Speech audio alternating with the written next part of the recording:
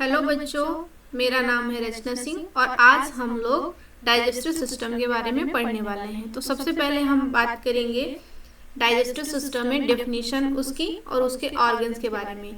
ये पूरी complete digestive system की सीरीज रहेगी और इसमें सारे organs, accessory organs, necessary organs और सारे डिफरेंट टाइप्स ऑफ एंजाइम हम सब कुछ स्टडी करेंगे। वन बाय वन हम सारी चीज़ों की स्टडी करेंगे इसमें। तो सबसे पहले हम इसके ऑर्गन्स की बात करते हैं। इसमें कौन कौन से ऑर्गन्स यूज होते हैं। तो सबसे पहले अगर हम बात करें, हम फूड को इनटेक करते हैं, इनटेक करते हैं हम बक्कल कैविटी में खाना आता है या फिर ओरल कैविटी होती है, वहाँ पे हम उसमें मतलब उसको बहुत अच्छे से चबाते हैं। उसके बाद हम जानते हैं कि वो खाना ईसोफेगस में जाता है, ईसोफेगस के थ्रू हमारे स्टमक में जाता है, स्टमक के बाद हमारे इंटेस्टाइन में जाता है, small intestine, then large intestine, उसके बाद एनस के बाद देन एनस के थ्रू बॉडी के बाहर निकल जाता है। तो हम इन्हीं सारी चीज़ों की प्रिपरेशन करेंगे। आज हम बहुत बेसिक चीज़ों पे बात करेंगे, बहुत ज़्यादा डीप में नहीं जाएंगे, बहुत ज़्यादा कॉम्प्लेक्स टॉपिक के बारे में बात नहीं करेंगे। तो डाइजेशन का क्या मतलब होता है? डाइजेशन का मतलब होता है कि हम कॉम्प्लेक्स कंपाउंड को या कॉम्प्लेक्स फूड को सिंपलेस्ट फूड में जब कन्वर्ट करते हैं तो इसके कन्वर्ट करने की प्रोसेस को डाइजेशन कहते हैं। और अगर हम पूरे सिस्टम की प्रिपरेशन करते हैं तो पूरे सिस्टम को एक साथ डाइजेस्टिव सिस्टम होता है, जिसमें डिफरेंट ऑर्गन्स जो इस सिस्टम में यूज होते हैं, किसी भी तरह से इसमें फंक्शन करते हैं, इसमें एंजाइम्स इसको प्रोवाइड करते हैं, उन सबको एक साथ मिला करके हम डाइजेस्टिव सिस्टम कहते हैं। इसमें हम बहुत सारे टर्म्स पढ़ेंगे, उसके बारे में अगर हम इसमें पढ़ेंगे मैस्टिकेशन क्या होता है, पेरिस्टाल्सिस क्या होता है और चर्निंग क्या होता है। तो मैस्टिकेशन का मतलब होता है चबाना, मतलब जैसे हम मुंह में खाना खाते हैं और फिर हम दांतों से अच्छी तरह से चबाते हैं 36 बार 40 बार जितनी भी बार, तो इसे कहते हैं मैस्टिकेशन। और क्रमाकुंचन मतलब पेरिस्टाल्सिस का मतलब होता है क्रमाकुंचन, ये मूवमेंट है, इसके थ्रू ईसोफेगस से खाना स्टमक में जाता है।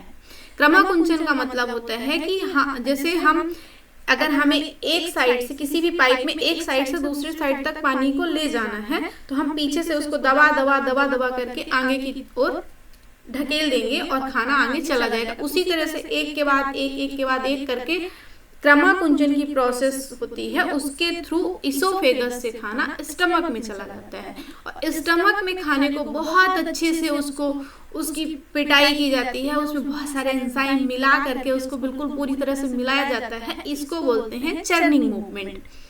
तो डाइजेशन में क्या क्या यूज होता है, कौन कौन से ऑर्गन्स यूज होते हैं, अगर हम सिंपली बात करें तो सबसे पहले माउथ, बक्कल कैविटी। अच्छा, सैलिवरी ग्लैंड्स जो होती हैं, जो सलाइवा का सिक्रीशन करती हैं, वो हमारे बक्कल कैविटी का पार्ट नहीं है। कुछ बुकों में हमें देखने को या पढ़ने को मिलता है कि वहां पे लिखा रहता है कि ये बक्कल कैविटी का पार्ट है, बट ऐसा नहीं है।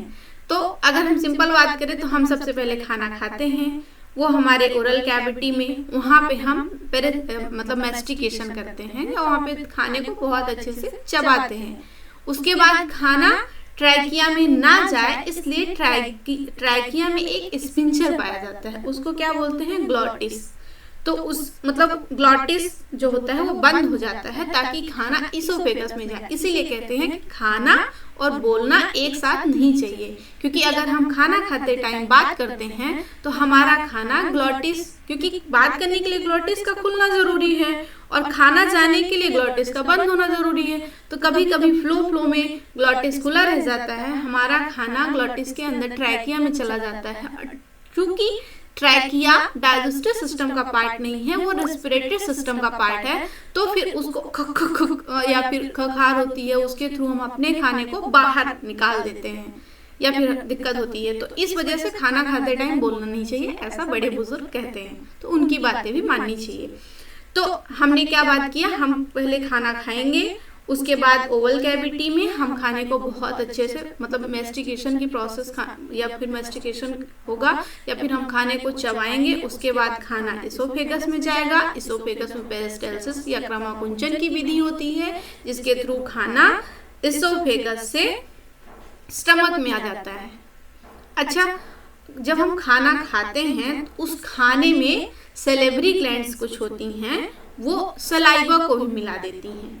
तो खाना और प्लस सलाइवा वो मिलकर के बोलस कहलाता है। तो जो इसोफेगस में खाना जाता है उसे हम बोलस कहते हैं, और फिर बोलस जा करके स्टमक में चला जाता है।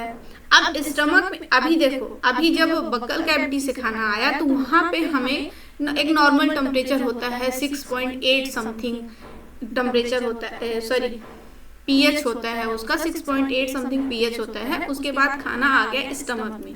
स्टमक में क्या होता है, स्टमक में चर्निंग मूवमेंट होता है। उसके लिए हमें बहुत सारे गैस्ट्रिक जूस चाहिए, वो हम बाद में बात करेंगे कि HCl क्या होता है, किस तरह से एंजाइम एक्टिवेट होते हैं, किस तरह से डीएक्टिवेट होते हैं, कौन सा एंजाइम कहाँ पे यूज होता है, कौन स्टमक में यूज होता है, कौन माउथ पार्ट पे यूज होता है, कौन स्मॉल इंटेस्टाइन में, कौन लीवर से निकलता है, कौन बाइल जूस से मतलब कौन कौन से बाइल जूस में होते हैं, कौन पैंक्रियास, वो सारी बातें हम बाद में करेंगे। अभी हम सिर्फ ओवरव्यू के बारे में बात कर रहे हैं। तो खाना फूड था, उसमें सलाइवा मिला, बोलस बना, बोलस इसोफेगस के थ्रू स्टमक में आया। अब स्टमक में खाने के साथ मतलब बोलस के साथ गैस्ट्रिक जूस को मिला दिया जाएगा। इससे क्या होगा कि जो पीएच था 6.8 वो घट करके हो जाएगा 1.8। मतलब स्टमक का बहुत ज्यादा एसिडिक पीएच होता है, बहुत कम पीएच होता है। उसके बाद वहां पे जो अब जब गैस्ट्रिक जूस मिल जाएगा बोलस के साथ तो उसको हम काइम बोलेंगे, और फिर स्टमक से खाना इंटेस्टाइन में चला जाएगा। अब इंटेस्टाइन में बहुत सारे डिओडिनम में बेसिकली, तो डिओडिनम में बहुत सारे एंजाइम्स जो होंगे खाने में मिल जाएंगे। कौन कौन से, चाहे वो बाइल जूस हो, चाहे वो पैंक्रियाटिक जूस हो, चाहे वो इंटेस्टाइनल जूस हो, और सारे जूस एक साथ मिला करके जब काइल के साथ मिलेंगे तो काइल बन जाएगा, और फिर उस काइल में से इस जैसे लार्ज इंटेस्टाइन है वहां पे जा करके सारी चीजें स्मॉल इंटेस्टाइन और लार्ज इंटेस्टाइन में मिला करके चीजें एब्जॉर्ब हो जाएंगी, एब्जॉर्ब करके ब्लड में भेज दी जाएंगी, कैपिलरी के थ्रू बॉडी ऑर्गन को पहुंचा दी जाएंगी, और जो अनडाइजेस्टेड चीजें होंगी उसको एनस के थ्रू बॉडी से बाहर निकाल दिया जाएगा। इतना होता है एक बेसिक प्रोसेस। अगर हम बहुत मतलब 10th लेवल पे हैं, 12th लेवल पे हैं, तो हम इतनी ही बेसिक चीजें पढ़ते हैं। ओके, इसके बाद हम बात करें कि मतलब कौन कौन से ऑर्गन्स होते हैं, या कौन कौन से एसेसरी ऑर्गन्स होते हैं, कौन कौन से नेसेसरी ऑर्गन्स होते हैं। तो देखो, डाइजेस्टिव सिस्टम जो होता है वो उसे हम 2 पार्ट में बांट सकते हैं, 2 पार्ट के थ्रू पढ़ सकते हैं।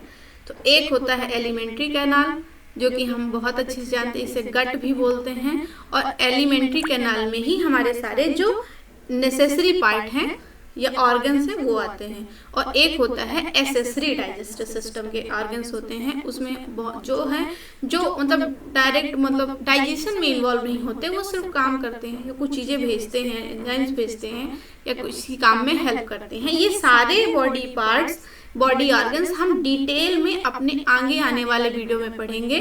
तो आप इस चैनल को सब्सक्राइब कर दीजिए, शेयर कर दीजिए, लाइक कर दीजिए। तो जैसे एलिमेंट्री कैनाल है तो हम पढ़ चुके, उसमें माउथ होता है या फिर बक्कल कैविटी होता है, फेरिंग्स होता है, इसोफेगस होता है, स्टमक होता है, स्मॉल इंटेस्टाइन होता है, लार्ज इंटेस्टाइन होता है। अगर हम बायोलॉजिकल फील्ड के हैं तो हम इन सारे नामों से बिल्कुल परिचित रहते हैं।